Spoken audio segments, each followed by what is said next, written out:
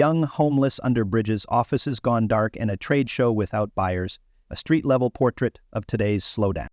Young people sleeping under bridges in Guangdong are no longer a rare, shocking photo. They're a steady stream of short clips and longer captions that keep showing up on phones. A thin quilt spreads over concrete. A paper bag is folded into a pillow. A row of plastic bottles stands like a small fence beside tired faces lit by a screen. The captions repeat the same simple facts. Lost my job, rent is due, I don't have anywhere else to go. Behind these faces are the other images that now define the slowdown long before any government chart admits it. Office floors that go dark one by one, for lease signs in mirrored lobbies, and laminated notices about hiring freezes taped to glass where job ads used to hang. Reports shared online say some big companies in Guangzhou, the capital of Guangdong, haven't paid wages for half a year. Other posts say even state-owned enterprises have trimmed headcount and cut salaries. Many small firms look close to bankruptcy. Videos show young people sleeping by roadside barriers and inside bridge tunnels. One clip sticks with you. A young woman sits quietly with a small basin in front of her, not holding a sign, not speaking, just a plastic bowl as a simple request for food. Another video, taken in the central area of the Xi'an high-tech zone, far away in Shanxi, pans across empty sidewalks and a whole block of shops locked with iron bars. The woman filming says this used to be the busiest street. Now the doors are shut. The past looks like a different country. A restaurant owner in a different city runs the numbers out loud for the camera. A small dining room needs tens of thousands to more than $1,000,000 in upfront costs, depending on location, fit-out, and equipment. But foot traffic is weak, delivery fees eat margin, and utilities have climbed. This is the hardest year for physical shops, a comment reads. Many nod from behind their screens because they know that math. At the same time, a steady chorus on Douyin, Kuaishou, and Xiaohongshu has turned into what people call a crying wave about unemployment. Some videos are raw and shaky, some are staged, but the shared pattern is consistent. Late pay, wage cuts, layoffs, and interviews that never turn into job offers. This all lands in a year when 11.7 million students are graduating. In forums and private chats, people say the real placement rate feels like half, lower than last year. Older workers, meanwhile, are told their cost is too high. Many feel the door closing. Even the once-envied internet sector has pushed out thousands at a time. I'm one of them, a laid-off engineer writes, explaining how her classmates either met headcount cuts or had salaries reduced, and some stopped receiving wages altogether for months. A tour of glossy office towers shows what you already heard. Floors stand empty. Reception desks sit like stage props. People camp in Starbucks and McDonald's with open laptops because it feels normal to work, or at least to look like work is possible, even when replies never arrive. Big names confirm the mood. In early 2024, Alibaba reported staff reductions of 14,369 people in Q1 and 6,729 in Q2, more than 20,000 from the start of the year. Tencent has been trimming since 2022, and by 2024 its headcount was down about 10%. Those numbers sit heavy on job hunters refreshing their inboxes. A senior commentator, Kai Shenkun, tells a radio host that unemployment likely hasn't hit bottom, that it could get worse, and that while some posts chase views, many give a basic picture of what is happening on the ground. He adds that firms don't want to invest, there are few attractive places for capital to go, and simple government spending won't fix a trust problem or revive orders that don't exist. Scenes from the Delta. One city, many tight corners. In Tianhe, Guangzhou, a software graduate orders the cheapest Americano and stays until closing because a plug point is cheaper than a co-working desk. His startup used the phrase runway discipline for 2 months. Then, payroll simply didn't land. He packed 2 boxes, left them in a friend's closet, and told his mother that contracts were paying late. She replied with a small red packet and the message, "Eat on time." It felt like trying to stop a river with a thimble, but love rarely worries about scale. In Zhaoqing, a 27-year-old on an assembly line runs 2 12-hour shifts for a base pay of 3,000 yuan per month. Piece rate bonuses once bridged the gap between scraping by and saving. Those were replaced by a team metric she cannot decode. She lies awake doing the math on a microloan she used to call tiny. Compounding interest has a way of making tiny loud. In Dongguan, an elevator in a mid-raise blinks out 3 times in a week. Residents create a shared spreadsheet that tracks outages, quotes from repair firms, and the quorum they need to unlock maintenance funds they've already paid into. 2 families fall behind on their mortgages. A third refuses to sell because locking in a loss feels worse than uncertainty. At night, the skyline is a gray band of dark windows, a sentence paused mid-thought. In Foshan, a small garment shop cuts its queues, reuses fabrics across styles, and renames frantic improvisation as supply simplification. The owner brings in a cousin who speaks English to handle platform inquiries from Southeast Asia. Freight quotes, tariff codes, and returns policies become daily vocabulary. 1 order lands, 2 go quiet. The month ends with a full notebook and a thin bank balance. Civil aviation, pay arrears, disguised layoffs, and side gigs. Civil aviation is one of the hardest hit sectors. Staff at regional carriers talk about wages and social insurance in arrears. A local Xi'an airline, Xingfu, gets named online. Pilots say they deliver meals, drive ride-hail, and set up evening stalls to make ends meet. One pilot admits he has been delivering food for a year and a half. An Air China employee using a pseudonym says the U.S.-China trade war plus 3 years of pandemic controls crippled international routes. Even after entry policies eased, travelers didn't return as hoped. He says international passenger traffic is about 12% of what it was before the trade war and the pandemic. Losses at the 3 major airlines, he adds, are covered by the state. Another carrier pushed people out indirectly, finding pretexts rather than paying severance. At a campus job fair, 5,000 candidates show up for a few hundred cabin crew slots. A veteran HR manager speaks gently. Be realistic. More than 500 colleges teach aviation service majors and graduate over 180,000 students each year. The sector needs 10,000 at most, maybe 7,000. That arithmetic turns a dream into a line that barely moves. A young flight services student in Chengdu practices posture drills and diction every morning. She studies safety procedures every night. When her name is not on the final list, she stares at the notice board as if a missing syllable is her fault. She takes a temp job in a hotel banquet hall. She keeps the airline handbook in her bag and reads it on the bus. Interviews that don't turn into offers. Being 26 or 27 used to mean you were early in your career. Now people those ages write that they feel screened out before they can prove themselves. One recent graduate landed 3 interviews. All 3 ended with, "We'll be in touch." A month later, the inbox is a museum of polite silence. Another graduate in Tianjin works 2 shifts of 12 hours for 3,000 yuan a month and says the work drains her body while her savings account does not move. A job placement worker says clients aren't making money, and even if the government says don't talk down housing, buyers' wallets are flat. It's not about high or low listing prices, it's about whether people can still afford noodles and bus fare. Homeless lines under bridges, a quiet, hard reality.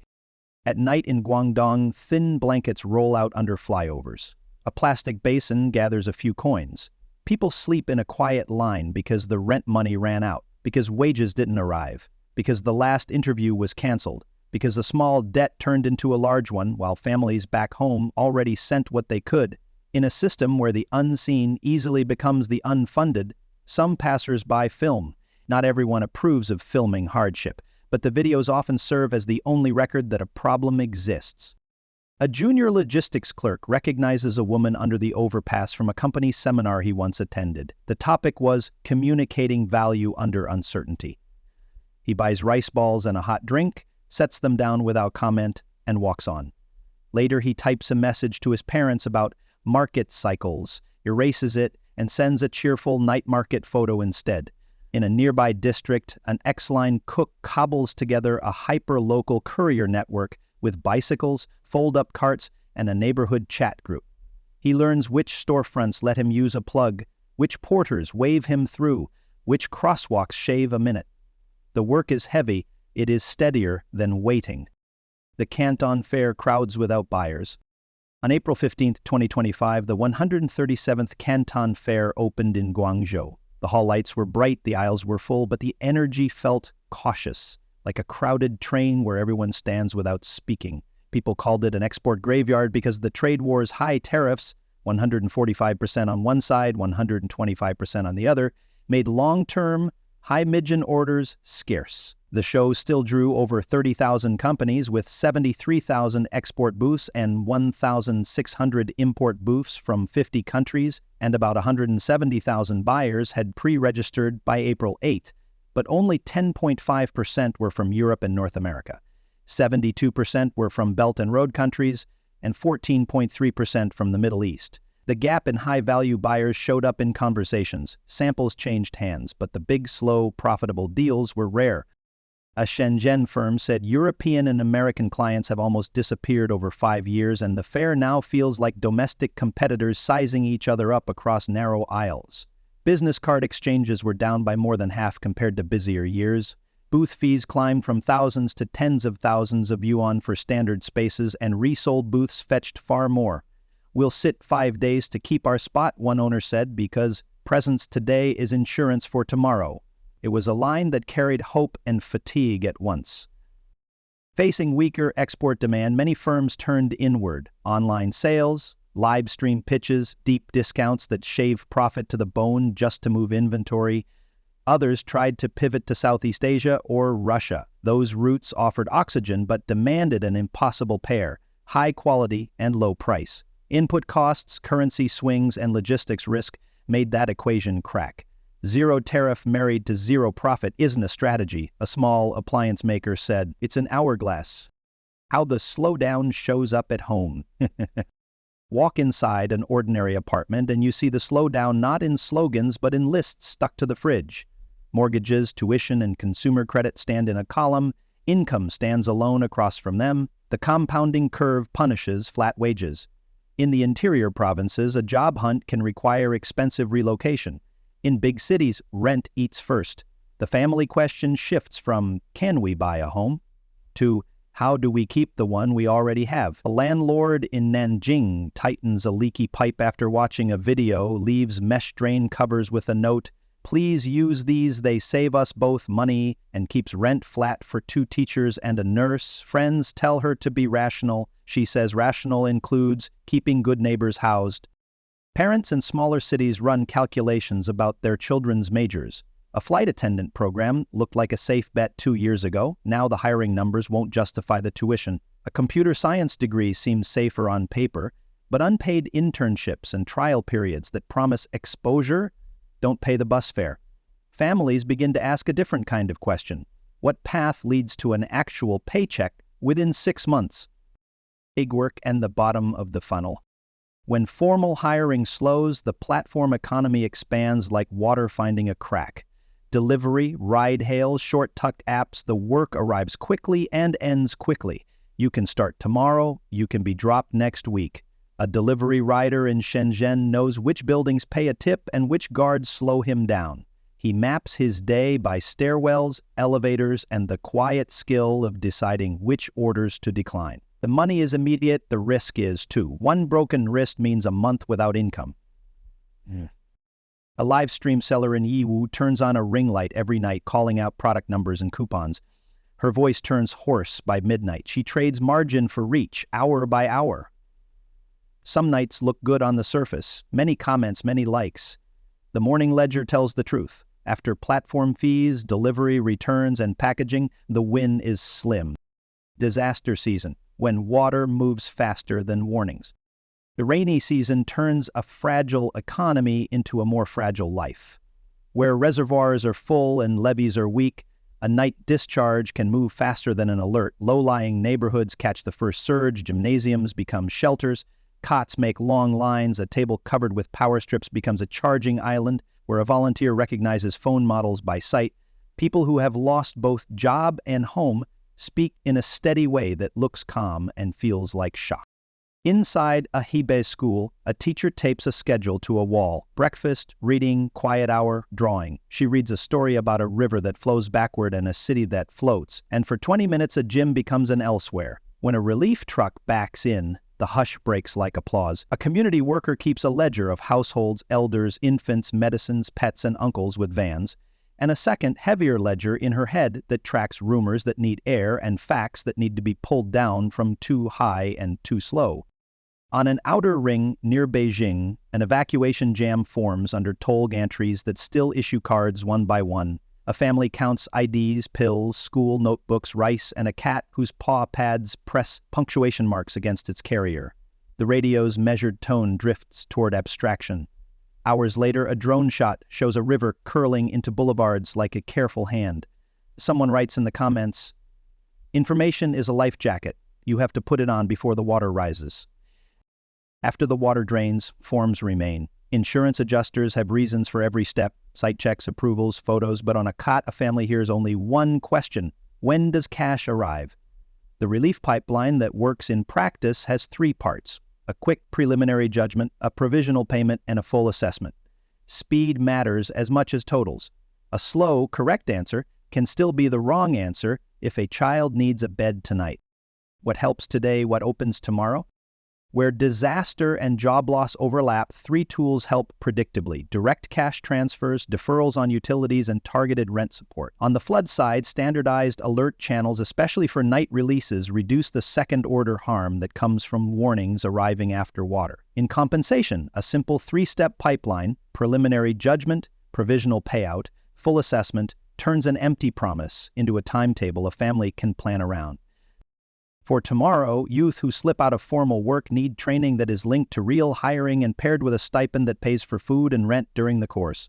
Maintenance and climate adaptation projects can absorb labor quickly, but they taper once the urgent jobs are done, so they need partners that last. Care roles, facility upkeep, neighborhood services. For small firms, the kit is practical: credit guarantees for equipment purchases, funded prototyping and testing, and a single window for export help across logistics, standards, and language. The way out of the zero property grinder is not a single giant leap. It's a staircase of small value steps taken again and again. Making the system legible and smoother recovery needs visibility. Publish unemployment and wage trends alongside payout totals, processing times, and reasons for rejections together in one simple dashboard. Map where claims stall. Legibility strips away excuses and lets fixes follow heat maps instead of hunches. Responsibility needs to be visible too. For night discharges, levy integrity, shelter logistics, and wage arrears, keep a record of who decided what, when, and based on which information. When lines blur, blame flows downhill and lessons get lost. When lines are clear, scolding can turn into learning, and repeating the same failure in the same place becomes harder.